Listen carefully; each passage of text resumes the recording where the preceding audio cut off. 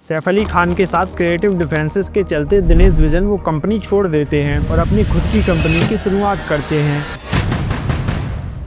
धीरे धीरे लोगों ने नोटिस किया कि मैडॉक उन एक्टर्स को मौका दे रहा है जिन्हें बॉलीवुड लॉबी ने बाय आउट कर दिया था। पार्वती पतये जहां पर बॉलीवुड के बड़े बड़े प्रोडक्शन बैनर बर्बाद हो रहे हैं, वहीं पर एक आउटसाइडर अपनी कंपनी के दम पर 2024 में 1300 करोड़ रुपए का बिजनेस करता है। बॉलीवुड की डूबती नैया को आज मैडॉक फिल्म ने ही बचा के रखा है। हाल ही में एक न्यूज आई थी। Karan Johar's Dharma Productions. He sold 50% of his company for 1,000 crore rupees. और सिर्फ यही नहीं बल्कि ऐसे तमाम प्रोडक्शन कंपनीज जो बॉलीवुड की फिल्मों में पैसा लगाते हैं वो या तो लॉस में चल रहे हैं या बर्बाद होने की कगार पे हैं।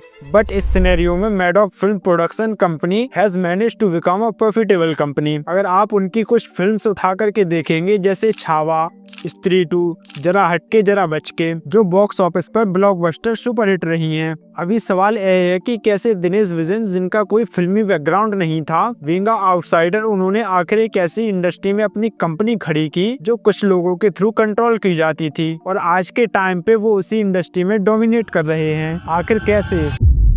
2004 में दिनेश विजन अपनी बैंकिंग की जॉब छोड़कर बॉलीवुड इंडस्ट्री में कदम रखते हैं विथ अ विजन कि वो कुछ अलग करेंगे। उसके अगले ही साल 2005 में एज अ प्रोड्यूसर वह विंग साइरस नाम की एक फिल्म को प्रोड्यूस करते हैं। यह एक डार्क कॉमेडी फिल्म थी जिसमें लीड रोल में सैफ अली खान थे और इस फिल्म से उन्होंने साबित भी किया कि वो अलग तरह की मूवीज बनाना चाहते हैं जो टिपिकल बॉलीवुड से हटके हो। और इस फिल्म के बाद दिनेश और सैफ की दोस्ती भी हो जाती है। 2009 में दिनेश और सैफ दोनों मिलकर के एक प्रोडक्शन कंपनी की शुरुआत करते हैं, इल्यूमिनाटी फिल्म्स, और उसी साल वो दोनों इस बैनर की पहली मूवी रिलीज करते हैं जो थी लव आजकल। आप सबने ये मूवी देखी होगी। आई गेस इस मूवी के गाने आज भी बहुत पॉपुलर हैं। लव आजकल वॉज अ हिट मूवी। 2014 तक इन्होंने कई मूवीज प्रोड्यूस की जिसमें कॉकटेल जैसी मूवी हिट भी बनी। लेकिन वक्त के साथ दिनेश विजन और सैफ के बीच क्रिएटिव डिफरेंसेस बढ़ने लगते हैं। दिनेश एक्सपेरिमेंटल और फ्रेश आइडियाज एक्सप्लोर करना चाहते थे और ऐसे सब्जेक्ट जो हटके हों, नई तरीके से ऑडियंस तक पहुंचे। इसी थॉट के साथ उन्होंने डिसाइड किया कि वो अपनी खुद की कंपनी शुरू करेंगे और यहीं से शुरुआत होती है मैडॉक फिल्म की। सबसे पहले इन स्टेट्स को देखो। 2015 में 200 मिलियन लोगों के पास स्मार्टफोन थे जो 2018 तक 340 मिलियन हो जाते हैं। इसका मतलब मेजॉरिटी कंटेंट जो पहले थिएटर और टीवी तक सीमित था वो अब स्मार्टफोन के थ्रू बहुत सारे प्लेटफॉर्म पे अवेलेबल था। सेकंड जो चीज हुई वो थी लॉन्च ऑफ जियो नेटवर्क, जिसने एक रेवोल्यूशन ला दिया in the digital segment of India. Internet easily accessible बन चुका था जिससे ओटीटी प्लेटफॉर्म इन सब का भी राइज हो रहा था। मैडॉक ने 2017 में हिंदी मीडियम नाम से एक फिल्म रिलीज की थी स्टारिंग इरफान खान। ये फिल्म बनी थी सिर्फ 23 करोड़ के बजट में और फिल्म ने बॉक्स ऑफिस पर लगभग 320 करोड़ रुपए का कलेक्शन किया। इस सक्सेस के बाद मैडॉक फिल्म को श्योरिटी मिली कि they were on the right track. Maddock ने 3 स्ट्रेटेजीज यूज की।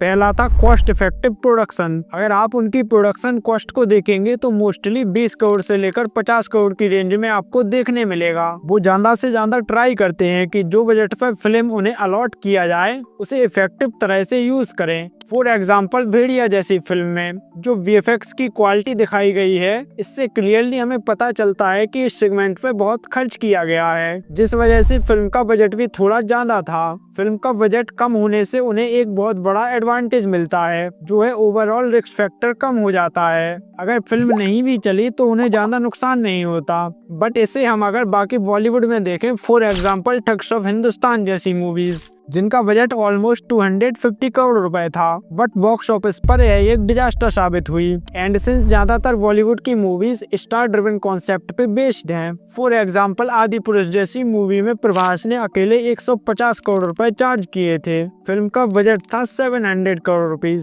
सो जस्ट इमेजिन कितना यह चीज बजट पे इफेक्ट करती है। इस वजह से Maddock film star driven concept को फॉलो नहीं करता। दैट्स वाई कई लोग यह भी बोलते हैं कि मैडॉक फिल्म बॉलीवुड में बायकॉट किए हुए एक्टर्स और एक्ट्रेसेस को अपनी फिल्म में मौका देता है। स्त्री, बाला, हिंदी मीडियम, लुका छुपी, जिनका बजट बहुत कम था और कोई स्टार कास्ट भी नहीं थी, पर बॉक्स ऑफिस पर इन्होंने 3 गुने से 4 गुना कलेक्शन करके दिया। बिकॉज उनका प्राइम फोकस ही होता है क्वालिटी कंटेंट, दैट टू वो स्टोरी पे ज्यादा फोकस करते हैं और वही उनकी स्ट्रेटेजी का नेक्स्ट पॉइंट भी बनता है, स्ट्रॉन्ग स्टोरी लाइन। मैडॉक बहुत अच्छे से अंडरस्टैंड करता है ऑडियंस को और उस हिसाब से स्क्रिप्ट लिखता है। उनकी स्टोरी में हमेशा आपको रिलेटेबिलिटी दिखेगी। सोशल इश्यूज को भी यह बहुत अच्छे से ब्लेंड करते हैं। जैसे स्त्री मूवी कर्नाटका के एक अर्बन लेजेंड नालेवा पर बेस्ड है, जिसका मतलब होता है कल्लाना, और भेड़िया अरुणाचल प्रदेश के एक लोकल लेजेंड यापम से इंस्पायर्ड है, एक सेफ शिफ्टिंग वेयरवॉल्फ जो जंगल की रक्षा करता है।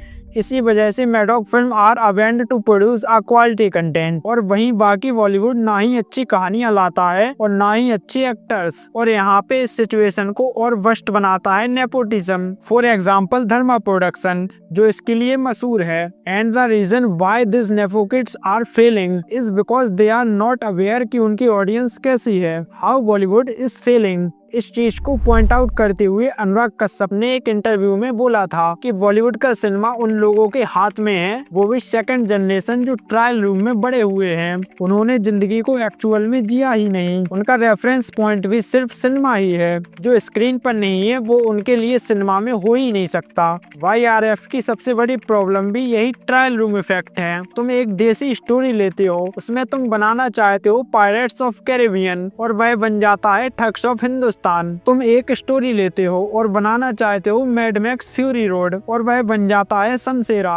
यही रीजन है कि आजकल बॉलीवुड की कई मूवीज फ्लॉप हो जाते हैं और कंतारा, KGF, पुष्पा जैसे रीजनल मूवीज के डब वर्जन भी सुपरहिट हो जाते हैं, क्योंकि इन बॉलीवुड मूवीज में ना तो कोई नई दुनिया दिखाई जाती है ना असली रियलिटी। ज्यादातर बॉलीवुड जैसे plot lines, fake accents, non local sets या साउथ की मूवी का रीमेक मिलता है। और दूसरी अजीब बात यह है कि यह लोग असली कल्चर और लोकल कस्टम को दिखाने से डरते हैं, पता नहीं क्यों। इस वजह से ऑडियंस को प्लॉट या कैरेक्टर में इमोशनल कनेक्शन फील नहीं होता। मैडॉक फिल्म्स ने दिखाया है कि अगर आपके पास सॉलिड स्टोरी टेलिंग हो, ग्राउंडेड नैरेटिव्स हो और ऑडियंस की पल समझने का टैलेंट हो, तो आप इंडस्ट्री में गेम चेंज कर सकते हो। आज मैडॉक फिल्म एक इनोवेटिव, फ्लेक्सिबल और फेयरलेस प्रोडक्शन हाउस बन चुका है, जो बॉलीवुड के फ्यूचर को शेप दे रहा है। कमेंट करके बताएं मैडॉक फिल्म की आपको कौन सी मूवी अच्छी लगती है। अगर आपको वीडियो अच्छी लगी हो तो वीडियो को लाइक करो। हम एम करते हैं 200 लाइक के लिए, तो लाइक कर देना। Also subscribe to the channel for more such content. Thank you so much for watching.